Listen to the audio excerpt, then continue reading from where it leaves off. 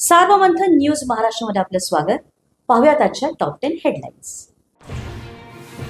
राज्यभरात एटीएसची छापेमारी. मुंबई, पुणे, नांदेड, नाशिक, जळगाव, अकोला, चंद्रपूर, वाशिममध्ये झाडाझडती. पाकिस्तानातील कुख्यात गँगस्टर शहजाद भट्टीच्या टोळीशी संबंधित गुन्हेगारांवर एटीएसची नजर.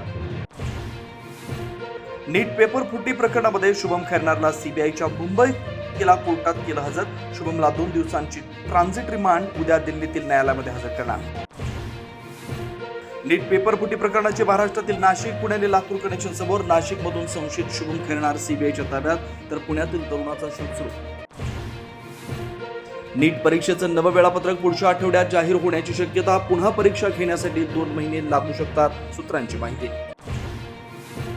किशोरी पेडणेकर यांनी महापौर असताना केला 100 कोटींचा संकुल घोटाळा. किरीट सोमय्या यांचा पेडणेकरांवर गंभीर आरोप. तटकरे आणि प्रफुल्ल पटेल 22 आमदारांना घेऊन भाजपकडून लढणार. रोहित पवार यांचा दावा. मावळचे सुनील शेळके भाजपात जाणार. आमच्यासोबत येणाऱ्यांना स्वीकारू, असं स्पष्टीकरण. आणि सर्व मंत्री आणि अधिकाऱ्यांनी परदेश दौरे रद्द करा. मुख्यमंत्री देवेंद्र फडणवीसांचे सर्व अधिकारी आणि मंत्र्यांना आदेश.